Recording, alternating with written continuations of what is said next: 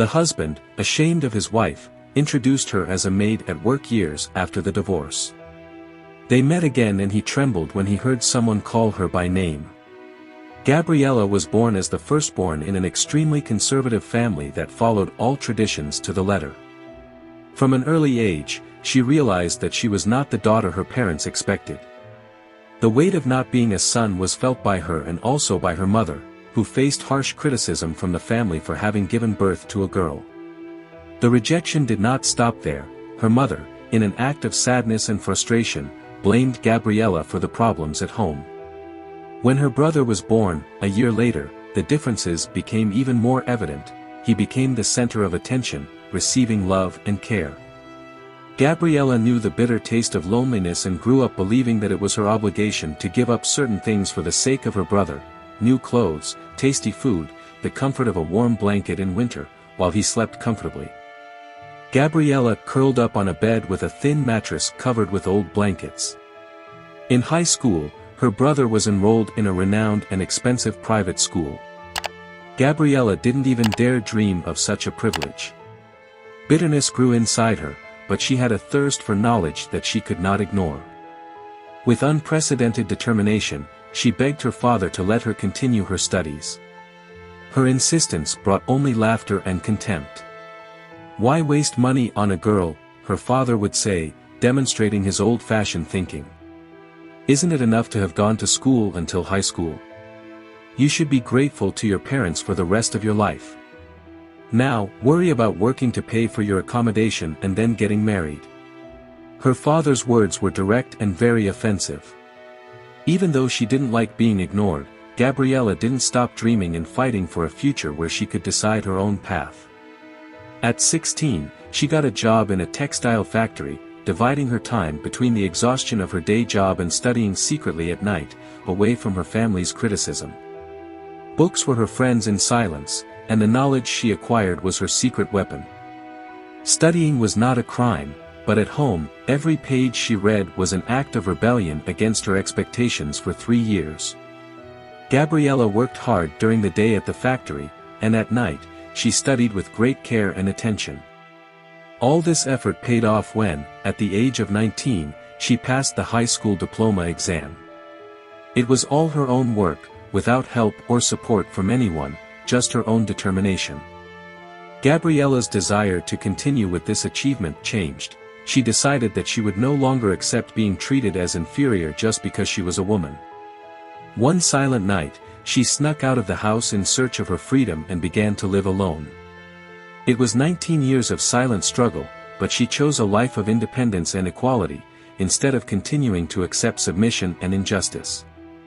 Living alone was not easy, and at the beginning of this new chapter, Gabriela got a job in a restaurant.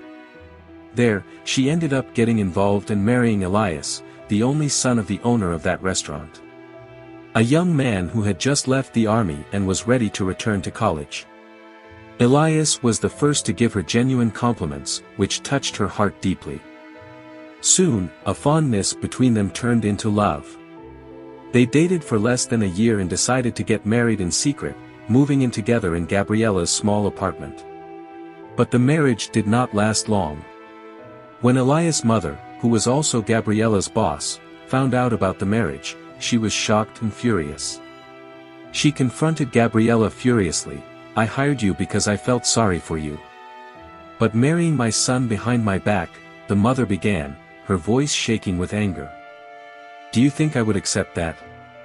That I would let you into my family after that? No way. Go away and forget about your payment. You have only brought us trouble. My son could be with the most beautiful girls at the university, build a successful future, and not be with someone like you." Gabriela, frightened, replied, "Madam, I did not seduce your son. We simply fell in love." "You are from a different world," Elias' mother retorted. "You and Elias are not compatible, and I will not stop until I see you far away from him." With that, she turned and left. Shocked by the words and the injustice of the situation, before Marcos's mother could argue, Giovanna was fired without receiving what she was owed. Marcos's mother stormed into the couple's apartment, blind with fury, breaking everything in sight. Giovanna was terrified until Marcos arrived and saw the chaos. "Mom, enough. I also decided to get married." It wasn't just Giovanna, he intervened, gently holding her hands. "We're going to have a child. You're going to be a grandmother." She paused for a moment, but soon her anger returned with new accusations. "What if that child isn't even yours?" she accused, with distrust in every word. Marcos looked firmly at his mother and said with certainty, "The child is mine, I'm sure." When his mother-in-law heard this, she fell to the floor crying and shouted, "How could you? You had a brilliant future ahead of you. You're going to throw away all the sacrifices your father and I made. Ungrateful." Giovanna found herself in a marriage that had already started out difficult, with her husband's mother's ill will and rejection weighing heavily on them. Marcos promised that when things improved and they had a little more money, they would throw a real wedding party. Despite the difficult financial situation, without work and away from her own parents, Giovanna told him, "I'm happy with the life we have." Her words were sincere, but deep down she felt that Marcos's mother was somehow hiding part of the truth. After reflecting, despite everything, the mother-in-law decided that she didn't want someone with her last name to grow up in poverty. She decided that Giovanna and Marcos would go live with her, pregnant and tired. Divided between housework and the hard work at the restaurant, her mother-in-law was always complaining, yelling and calling her lazy, finding it absurd that Giovanna complained about the large amount of work she had to do every day. She put up with this for more than 5 years, sometimes crying in secret, asking why she had to go through all this. However, she found some comfort in her husband, who was her support, lovingly holding her hand and offering comfort. Giovanna's life became a real whirlwind. When her mother-in-law, deceived by an investment fraudster, lost all her savings, she became desperate and didn't know what to do, asking how all her money could do this to her. "All my savings, oh my God, mother, how could you fall for this? What are we going to do now?" Marcos said desperately. Then Giovanna tried to calm the situation, saying, "Calm down, your mother didn't do it on purpose, she was deceived. And look, even if it's not much, I have some money saved and with it we can rent a simple apartment in the basement of a building. So don't treat your mother like that."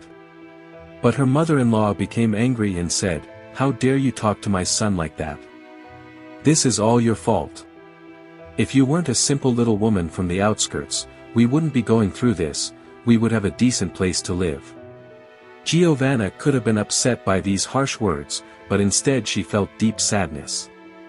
She had a daughter to care for and could not let her emotions get the better of her. With the money she had saved, Giovanna took matters into her own hands and rented a small basement apartment, determined to build a new life for herself and her family. At one point, her mother-in-law became ill, and her husband was working 2 jobs to try to make ends meet. Giovanna didn't sit around idle either, she started doing extra work around the house to help with the finances. They struggled for over 10 years to keep up with the bills. The battle was so hard that her husband's love for her had already faded. The relationship had long since ended, but Giovanna had gotten used to that difficult life.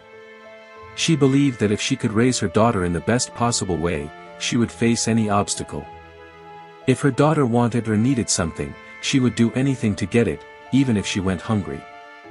Giovanna's mother-in-law never missed an opportunity to express her displeasure. "You're spoiling her too much, you should pay more attention to your husband instead of sacrificing yourself for that girl."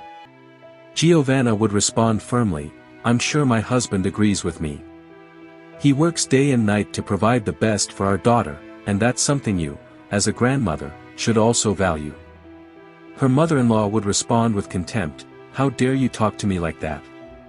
We're here only because of your poor, resourceless family." Giovanna did not let herself be intimidated and replied, "As far as I remember, we are in this situation because you were deceived." After these words, the woman became furious and started breaking things around the house. Giovanna then took her daughter and left the house, determined not to tolerate that immature and unnecessary attitude any longer, not even from her mother-in-law. After that tantrum, Her mother-in-law acted as if she were sick and went to bed, trying to arouse pity in her son, who had already arrived from work. In addition, Marcos, who was always by her side, began to criticize Giovanna for not taking good care of her mother. "My mother told me that you are being rude to her. She really didn't expect that from you," he said. Giovanna, feeling unfairly treated, immediately responded, "Am I being rude? She doesn't miss an opportunity to humiliate me and criticize me for anything, and we are only in this situation because of her." Marcos tried to calm the situation with a softer tone. "Giovanna, look at her health. You need to be more patient." This caused them to drift apart even further. Despite these challenges, Giovanna persevered, taking care of her family in her marriage. Through her hard work, she was able to buy a new house when her daughter was in high school. During the move, her mother-in-law belittled her contribution, attributing the success solely to Marcos. "You should thank my son for the effort he put in. Even though he's married to you, he managed to move forward and get us out of the hole you put us in." Giovanna knew that her efforts were also crucial to buying the house, but she preferred to keep it to herself while she organized the new residence, accustomed to being undervalued and facing her mother-in-law's rudeness. Giovanna shielded herself from these insults, but she still held out hope that things would improve. However, this hope was shaken when their marriage began to fail. Everything began to fall apart when Marcos got a job selling products for a company responsible for the construction of homes and buildings. "They're going to get together to fix some things," he said. "This is the third meeting this week," Giovanna replied with suspicion in her voice. "The company has acquired many new clients and needs my full attention," he concluded. Giovanna knew that these outings often included drinking and being with other women, which left her extremely distressed. Marcos would stay out all night, and whenever she expressed her concern, he would get irritated. "Can't you thank me even once for the effort I'm making to make sure our family is okay? Look at the way you dress. You just make me want to work harder. You dress so carelessly, it doesn't even seem like you're married to me." Marcos's hurtful comments hurt Giovanna deeply. After all, she had dedicated the best years of her life to that family. On that difficult night, after hearing her husband's harsh words, she went to the bathroom and washed her face, not knowing if it was water or tears that were wetting it. The next morning, after a night of drinking, Marcos woke up and went to work still a little drunk. A few hours later, he called Giovanna and said in an authoritative tone, "Giovanna, I need you to bring me a contract that I forgot at home. It's on the bedside table. I need it in 10 minutes. Get here quickly."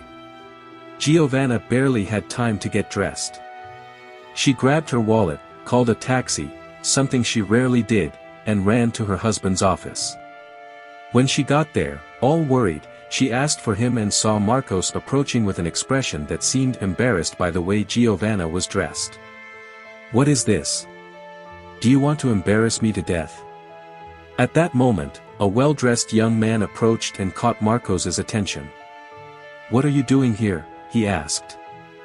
"The boss of the company we are waiting for has arrived." "Yes, I know, I will go there soon and get the contract," he said, trying to remain calm, but his nervousness was clear. "Oh, you forgot the contract at home, that's right, here it is," said Gabriel, still not fully understanding the situation. He simply took the document, ignoring her comment, and when the others asked, "Is this your wife?" the husband responded without showing any emotion that she is not just one. "The employee we hired to help with the cleaning." Giovanna felt as if she had been scammed. Ignored as a wife and introduced as if she were a maid, after that, he walked away from her and went back to work without showing any sign of regret. Giovanna, still paralyzed, unable to believe what had happened, listened to her husband's conversation with his colleagues. The room next door seemed to be of unparalleled luxury, with a maid who, for a moment, I almost mistook for his wife. "They are so extravagant that I wonder how I could have lived with a woman like that, my wife. She is so busy lately, and I only have eyes for her. Look at the way she dresses and the state of her hair. I have already talked to my wife so that she can dress better," he commented, and his colleagues continued, it's true, she is just an employee. She is not your type, but it is important that you secure the contract for your promotion to manager. Your wife must be very proud of you." Giovanna was devastated, returned home in tears and, as if hypnotized, went into a clothing supermarket. She spent the rest of the day buying several new pieces in the hope of feeling better. "Before I continue, I need to tell you something. Do you want to attract a lot of money into your life? Check out the powerful and secret Tesla ritual that I will leave in the first pinned comment, and start transforming your financial life." Let's continue. When Marcos got home, he criticized her incessantly. "No matter how you dress on the outside, you are still the same, and how dare you spend my money on those clothes? You're crazy, give them back, you embarrassed me at work," he said, showing total disrespect. Giovanna, with a heavy heart and a wounded soul, refused to return the clothes and continued to be the target of mockery, looking like a beggar. Her mother-in-law also got involved in the discussion, saying, "My son is absolutely right, look at you, you dress like someone of low standing. At least try to look worthy of our surname." Giovanna felt such deep anger and despair that her body trembled. She was already used to the way Marcos's family treated her, but there was a limit to what she could bear. Especially in front of her daughter. He always remembered the saying that a daughter ends up living her mother's life. Giovanna's greatest fear was that her daughter would have a sad future like hers, as if it were the simplest thing in the world. Marcos told Giovanna, "Enough of this marriage. I don't want anything more to do with you, I want a divorce. You better find another place to live. You've gone crazy. I've contributed more to this house than you have." Giovanna, startled, heard Marcos add, "Well, yes, but the fact is that I'm with another woman and she's pregnant. I want her to come live here, she's the one who's by my side now." Giovanna was stunned by Marcos's audacity. How could he have the nerve to cheat on me and still act as if he were right? She promised herself that she would not leave that house, the house she helped build and give life to. How could she simply allow another woman to take her place in such a cruel way? Giovanna's mother-in-law mercilessly threw her clothes in the trash, saying, "You're getting in the way of my son's future, who has finally managed to open the doors to his happiness. You couldn't even give him an heir." The man said she was there at that moment when Giovanna's daughter, who had just come back from school, witnessed the scene and, with tears in her eyes, begged her mother not to let this happen. "Why do you have to put up with this? You should stop this, for daddy who is cheating on you and for grandma who doesn't understand anything. Why do you have to suffer so much? I can't stand to see you accepting all this anymore." When the mother-in-law heard what her granddaughter said, she got angry. "It was you who taught your daughter to be so insolent," Giovanna accused. "Where did she learn to be so bold? Her mother must have taught her that." Hidden, the girl even more irritated replied, "I hate you, you only know how to mistreat people. My mother, and now you are trying to cover up for the father because you think his lover's child will be a boy." The mother-in-law, with a mocking smile, said, "That's right, brat, you're not going to change our family line." Then Giovanna interrupted her and shouted, "I'm not going anywhere. And Jessica, this house isn't even yours, we won't be kicked out for mistakes we didn't make." Elias was ready to retort, but Giovanna didn't let him. "Enough of this nonsense. Let's settle this divorce as soon as possible. However, my daughter and I will only leave this house after I receive half the value of the house and agree to pay alimony. Otherwise, I'll go get a lawyer to settle this in court." Elias replied, "You're very greedy, aren't you?" "That's not greed, that's my rights, since I helped with more than half the value to build this house," Giovanna said with an angry expression in her eyes. Then he finished with an ironic tone, "You're right to file for divorce after having an affair and I'm right to demand my rights. Do that and you won't have any problems with me in court." The mother-in-law intervened, "My son, don't worry about her threats. Just kick her and that idiot girl out now. To start a new family, you need to get rid of them." At the height of the argument, Jessica confronted her father, "Dad, I won't accept this. Go to your job and tell everyone who you really are. She threatened, making Elias realize the seriousness of his actions. He shouted, "How dare you talk to your father like that, you insolent man! My biggest regret was supporting an ungrateful daughter like you." Giovanna, feeling her daughter's pain, intervened, "Don't talk to her like that. Jessica never depended on your money, neither to eat nor to study." She defended Jessica, protecting her daughter's dignity.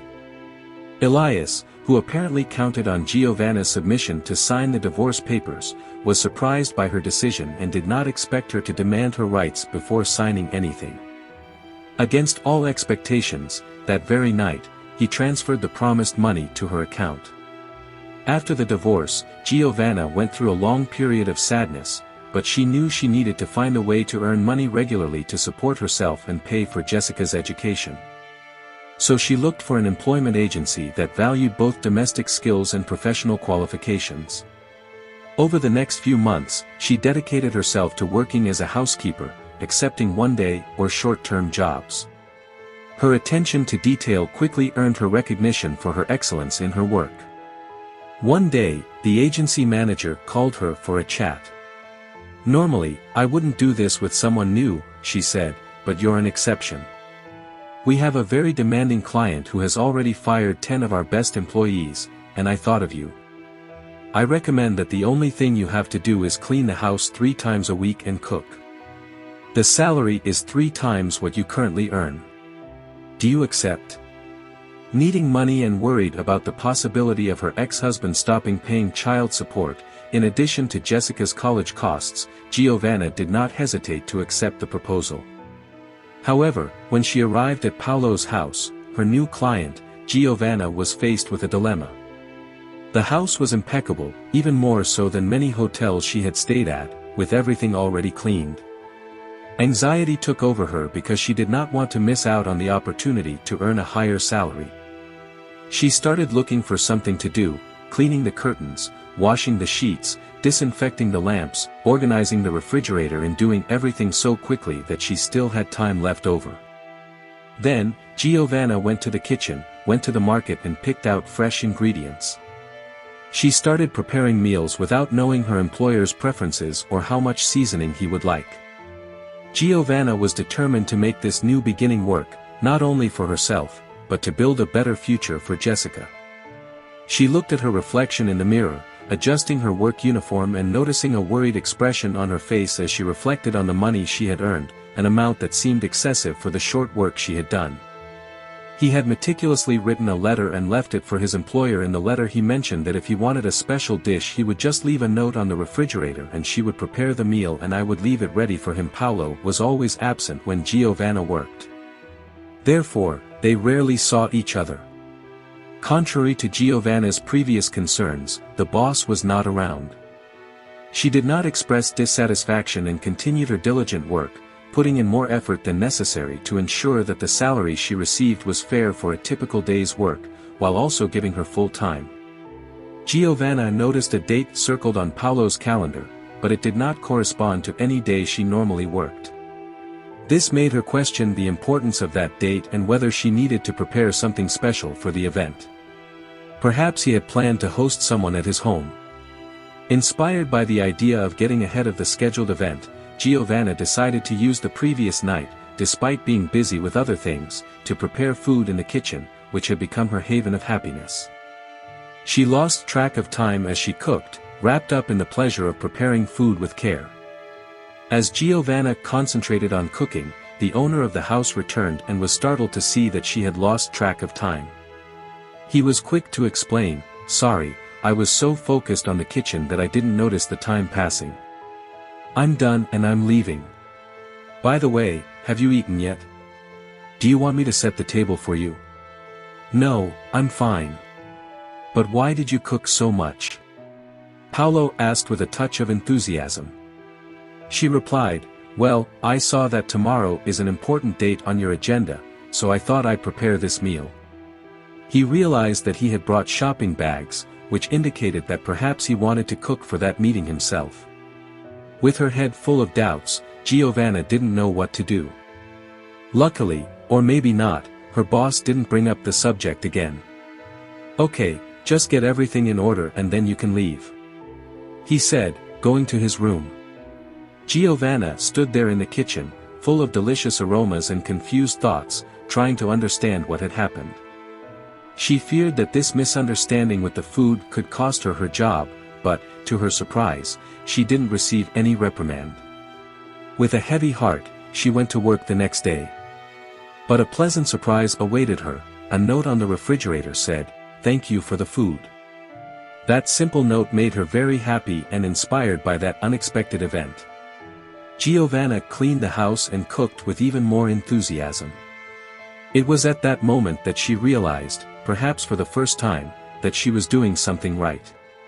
The day after the little incident, when Giovanna arrived at work, she found a note asking her to reduce the portions of the meals, marking the beginning of a new form of communication through notes left here and there.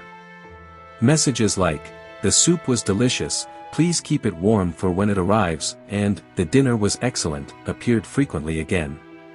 When he brought a vase of flowers home and asked her to take care of it in his absence, Giovanna felt that the atmosphere in the house became lighter and more cheerful.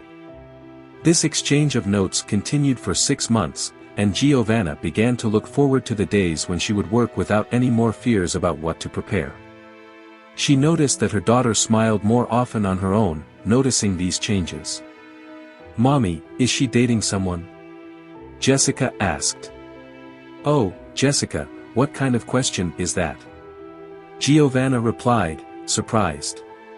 "Well, you seem happier than usual," Jessica observed. "Oh, please, I'm only having good days," Giovanna replied. "Well, that's very strange," Giovanna said, trying to hide her discomfort. "Okay, then," Jessica replied, still a little suspicious. One morning, Giovanna went to work and when she arrived, she noticed that Paolo seemed to have the flu. The man, although feeling unwell and at home, said, "Don't worry, it's just a passing flu.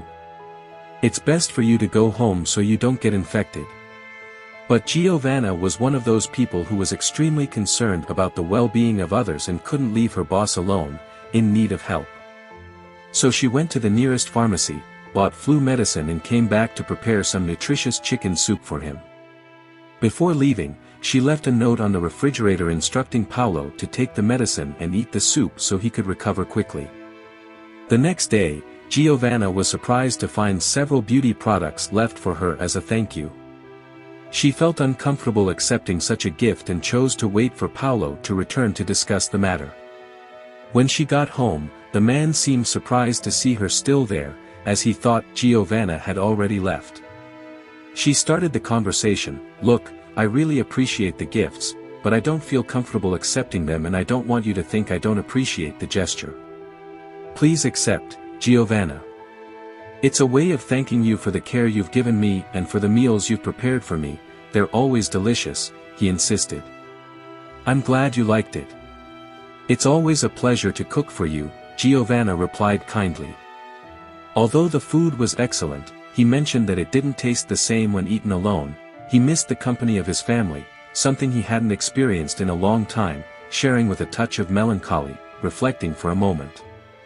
Giovanna replied, "I understand perfectly, food acquires a special flavor when you share an emotional moment." The chef then proposed, "That's why I thought you might agree to have dinner with me sometime," surprised but flattered. Giovanna commented that it would be a different experience. "It's been a while since I had lunch with a man since my divorce, but I accept your invitation to dinner." When they met, they sat down to dinner together, and the conversation flowed naturally. Giovanna discovered that the date on the calendar was to remember the anniversary of Paolo's mother's death and not a romantic commitment like she had previously assumed. As the conversation progressed, she began to realize that he was very different from the men she had been with in the past. "I never married, you know I am older than you, and I went through many challenges in my youth, which were difficult," he commented. "Yes, I did, and as the years went by I realized that many women were interested in me because of my heritage, leading me to choose a solitary life." Giovanna expressed regret for these experiences. Then Paolo continued, "The loss of my mother was the hardest moment. It was when I felt the absence of a family very deeply. I can't imagine what it must have been like to face that alone, Giovanna said, shifting the focus of the conversation a bit. The conversation about her ex-husband made Giovanna think, and she wouldn't mind if we were having dinner together. She sighed before answering, "Oh, my ex-husband, we got divorced after I cheated on me. I don't have much to say about that in the morning." Then, Giovanna found a note from Paolo inviting her to have dinner together more often. Next to the note was a credit card for her to buy the necessary ingredients for the meals. With the card in her hand, Giovanna thought about how to proceed, torn between maintaining professionalism and the feelings she had for him. In the end, she decided that the most appropriate thing would be to return the card with a note, emphasizing the importance of keeping the professional relationship separate from personal life. The next day, she was startled by the sound of the phone. It was Paolo. Giovanna feared it was a call to say goodbye, but he wanted to talk about something more personal. "You know, Giovanna, I'm not sure what you'll think, but I need to confess my feelings. After meeting you and learning your story, I started to feel something I've never felt before. Mr. Paolo, as someone who was once married and who no longer believes in love, we never start out with good feelings for each other, but people can change over time, and you may end up regretting it in the future," Giovanna replied. "No, I'm not young anymore and I'm ready to regret it," Paolo said. "What I want to say is that I'm completely in love with you and your loving way of being. I'm feeling something I've never felt for anyone before and I wish you and your daughter the best. You're part of my family." "It's a lot to think about," Giovanna said. "I really want to start a new life with you," Giovanna replied hesitantly, afraid. Choking again. Jessica, trying to be encouraging, said, "Mom, everyone deserves to be truly happy." Influenced by Jessica's words, Giovanna, excited after thinking for a moment, replied, I accept to marry you. Not only for me, but also for Jessica." He, clearly relieved and happy, said, "I'm so happy." Giovanna was in love like never before and felt radiant. Excited about the idea of a real wedding, "I can't believe I'm choosing my wedding dress," she exclaimed. While looking at the dresses upon arriving at the elegant hotel room to see the venue for the party, Paolo asked Giovanna's permission. "My love, I have to take care of an urgent matter at work. Can you wait for me here at the hotel? I just need to sign a contract and the person is close by." "Of course, I'll wait for you here," Giovanna replied, understanding, as she walked through the lobby of the luxurious hotel, admiring the glitter and beauty around her. Giovanna experienced the unexpected. She ran into Marcos, her ex-husband, the last person she wanted to see. He appeared suddenly and, upon seeing his face, Giovanna felt a wave of surprise and irritation. "What are you doing in a fancy hotel like this? It doesn't suit you," he scoffed, eyeing her critically, as if questioning her presence there. "Since when do you go to places like this?" Marcos asked. Giovanna, without hesitation and remaining firm despite her wounded pride, replied, "It's none of your business if I wear makeup or am in a fancy hotel. Leave me alone and mind your own business." Marcos, rude and provocative, insisted, "You are trying to replace me with an older, richer man, Giovanna. Do you think that goes unnoticed? It's obvious that you are taking advantage of him." Giovanna retorted, "I am not taking advantage of anyone, I just want to be happy, something I wouldn't be able to achieve with you." Marcos continued, "Do you think it's his happiness or money that makes you happy? My life doesn't depend on your approval or judgment. What I do now is none of your business anymore. After all, you have your own wife and a baby to worry about." Marcos's expression immediately changed from arrogant to frightened when he saw Paolo approaching. "Mr. Paolo, what are you doing here? He's not coming in. We need to resolve the contract," he stammered, disconcerted by the tension in the air, deciding to postpone the conversation with Giovanna for later. Giovanna's ex-husband spoke in a voice that brooked no response. "I didn't come here to joke around, Marcos. I saw how you spoke to him and I'm no longer interested in doing business with you. Marcos tried to argue, but the contract we were about to close. Giovanna raised her hand, showing off her engagement ring. The reason I'm here is different. What you wanted to discuss with me is no longer relevant. Even if this meeting had taken place, I wouldn't close this contract with you, because your goals don't align with the direction of our company. Mr. Paulo, I will lower the prices and comply with all your terms. Please sign the contract. If I can't sign it, it will be a big problem for the company, Marcos said desperately. If you lower the prices, other calculations won't solve the problem, Paulo replied. The company doesn't concern me, Paulo stated. Oh, and one more thing, if you bother my wife again, you'll have to deal with me. Stay away from her, understood, he added, noticing Paulo's determination. Marcos tried another approach. Giovanna, aren't you going to say anything? Before Giovanna could answer, Paulo intervened. Between you, she has nothing to say. Giovanna is part of my life now, and I won't allow you or anything from the past to interfere. Giovanna held his hand tightly. Seeking reassurance as they left the hotel together, still shocked by the unexpected encounter with Marcos, Giovanna asked Paulo how he recognized her ex-husband. Paulo explained that Jessica had already shown him some photos of Marcos. After all the confusion that day, Giovanna finally had the wedding of her dreams. She and Jessica moved in with Paulo, starting a new life. However, a few days later, while Giovanna was in the kitchen finishing the preparations for the dinner table, Marcos appeared again, muttering nonsense. I will not allow this man to take care of my daughter. She is coming with me, he exclaimed.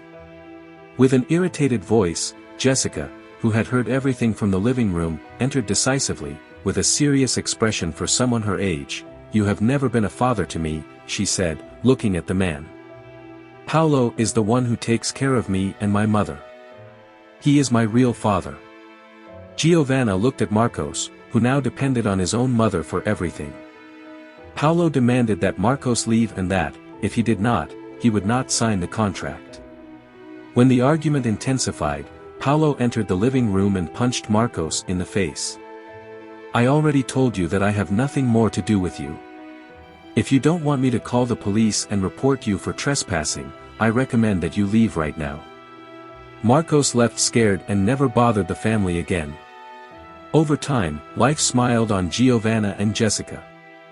Jessica shared her plans to study abroad, and Paulo supported her without hesitation, promising to do everything he could to help her achieve her dreams. Reflecting on her past, Giovanna realized how far she had come and confessed one night, I never thought I could be so happy. With her eyes shining with love and gratitude, Giovanna told Paulo, you deserve all the happiness in the world. Paulo replied, holding her hand, I will be here for you and Jessica, for as long as you want. Giovanna felt hope for the future and prayed that life with Paulo would continue to be an immense joy. She imagined growing old by his side, watching Jessica grow up and, perhaps one day, playing with her grandchildren in the garden.